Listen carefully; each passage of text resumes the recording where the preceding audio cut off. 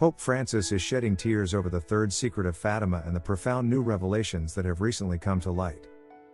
As he prepares to visit Fatima, Portugal, to commemorate the centennial of the mysterious apparition to 3 village children, the world watches in eager anticipation. These children believe that the apparition was the Virgin Mary, the mother of Jesus. For decades, the elusive Third Secret of Fatima has captured the imaginations of millions around the globe. Now, in a groundbreaking revelation, Pope Francis himself is stepping forward to unveil the long-awaited truth behind this intricate prophecy. What exactly does the Pope have to reveal? What profound insights are contained within the Third Secret of Fatima that led the Church to keep it hidden for so long? And most importantly, do the revelations within the Third Secret provide guidance or warnings for the future of humanity? The Third Secret of Fatima stands as one of the most fascinating prophecies associated with the Catholic Church. For decades, speculation about its contents has fueled curiosity and debate among believers and skeptics alike. But what mysteries lie within its words? The 3 secrets of Fatima comprise an extraordinary series of visions and prophecies shared by 3 young Portuguese shepherds: Lucia Santos and her cousins, Jacinta and Francisco Mardo.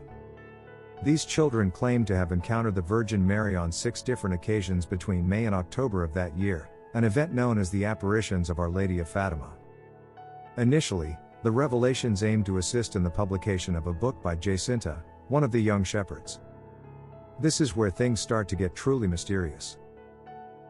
The Third Secret of Fatima, shrouded in mystery, took years to come to light.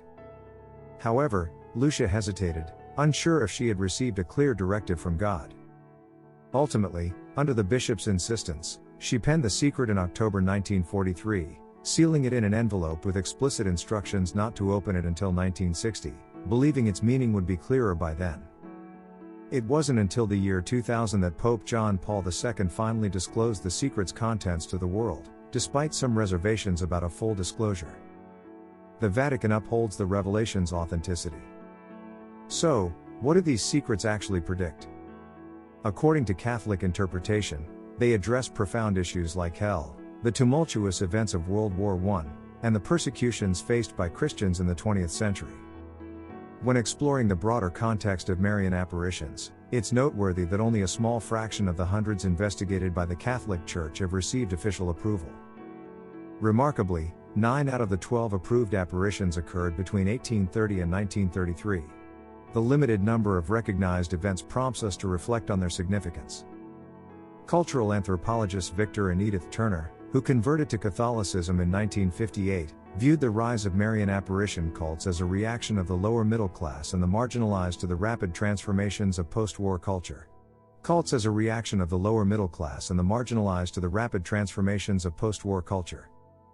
Now, let's delve into the life of Lucia Santos, one of the central figures of the Fatima revelations. Here is where things get truly intriguing. At 14, she was sent to the school of the Sisters of St. Dorothy in Vilar, near Porto. Later, she became a nun in a convent in Tui, just across the Spanish border. Surprisingly, throughout her life, Lucia continued to experience sporadic private visions. In the 1930s, the Bishop of Leiria urged Lucia, who had taken the religious name Sister Maria Lucia of Jesus and the Immaculate Heart, to write about her experiences. This effort aimed to uncover more details about her cousins and the apparitions they witnessed in 1917. Intriguingly, the concept of a secret confided to the children during the apparitions first emerged in July 1917. Lucia mentioned that the secret had both positive and negative consequences for various people. However, it wasn't until her third memoirs, written in 1941, that Lucia finally disclosed the truth about the secret. Following a pattern similar to that of the French visionary Mélanie Calvet, who revealed the secrets of the apparition of Our Lady of La Salette almost 2 decades later, Lucia disclosed that the secrets comprised 3 parts. The first 2 were revealed in 1941, and the third part was written on January 3, 1944. In the mid-1940s, Sister Lucia fell gravely ill while living with her fellow sisters in Tui, Spain. Fearing she might die before revealing the remainder of the secret, the Bishop of Leiria urgently pressed her to write it down. In obedience and through the agony of her illness, Sister Lucia painstakingly transcribed the third secret on a single page, sealing its contents. In his theological commentary, The Message of Fatima, Cardinal Ratzinger acknowledged the speculations and controversies that had surrounded the Third Secret for many years. He noted that the content of the carefully guarded envelope might not meet everyone's expectations. He explained that a thorough examination of the Third Secret might not solve significant mysteries or predict future events. Instead, it presents the Church of the Martyrs of the past century through symbolic language that is difficult to interpret. Examining the revelations of Fatima compels us to ponder what intentions lie behind a communication from the Mother of our Lord to Christianity and humanity during a time of great turmoil. But do these teachings apply to the issues we face today, or are they merely ideas from the minds of children raised in an intensely religious environment influenced by the people of their time? In what sense is this vision significant, and how should we interpret it? Now let's focus on what happened and what the three young shepherds witnessed in Fatima, Portugal, in 1917. And here is where the story takes a truly astonishing turn. In obedience to God's command through the Bishop of Leiria and the Virgin Mary, Lucia recounted the vision she and her cousins had. She described seeing an angel with a sword of fire in its left hand, emitting flames that seemed ready to engulf the world. However, these flames were extinguished by the radiant splendor emanating from the Virgin's right hand. The angel, pointing to the earth with its right hand, cried out 3 times, "Penance, penance, penance." This was a call to penance and spiritual awakening. Then, Lucia described a scene where bishops, priests, monks, and nuns ascended a steep mountain, culminating in a large cross made of rough logs that resembled tree trunks. But before reaching the sacred summit, the vision took a distressing turn. The Holy Father, representing the Pope, passed through a ruined city, marked by destruction and trembling with fear. His journey was characterized by pain and mourning as he prayed for the souls of the deceased scattered along his path. Upon reaching the top of the mountain, he knelt before the large cross. However, his solemn moment was abruptly interrupted by a group of soldiers who mercilessly attacked him, unleashing a rain of bullets and arrows. Tragically, the Pope was martyred, symbolizing a profound sacrifice for his faith. But the tragedy didn't end there. In a series of horrifying violence, bishops, priests, monks, nuns, and people from various social backgrounds suffered similar fates, becoming victims of the same brutal attack. But the tragedy didn't end there. In a series of horrifying violence, bishops, priests, monks, nuns, and people from various social backgrounds suffered similar fates, becoming victims of the same brutal attack. Beneath the arms of the cross, 2 angels, each with a crystal aspergillum, a vessel used for sprinkling holy water, collected the blood of the martyrs and sprinkled it upon the souls ascending to God, signifying purification and sanctification through sacrifice.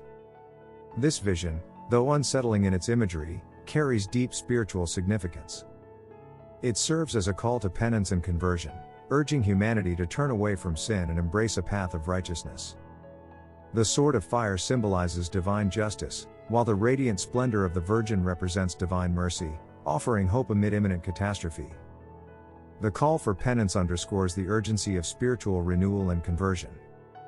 The description of the Pope's martyrdom highlights the theme of sacrifice for the common good, a timeless message resonating within Christian tradition.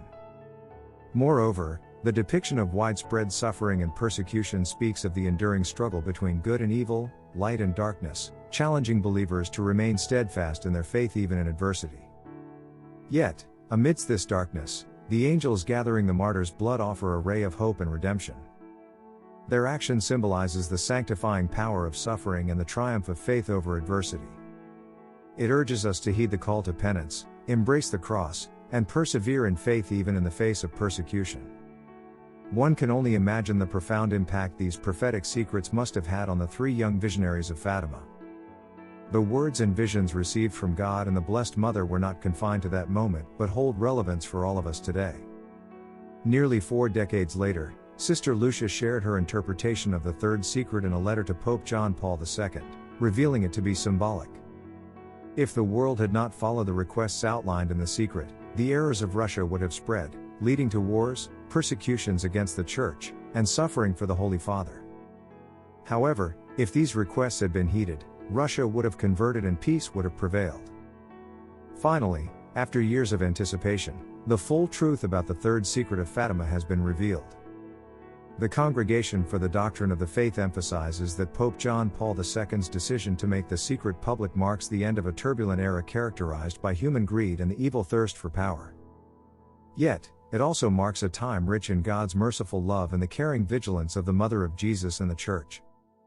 The narrative of Fatima highlights two key elements shaping human history: God's actions as Lord of history and humanity's co-responsibility in shaping its own destiny through creative freedom.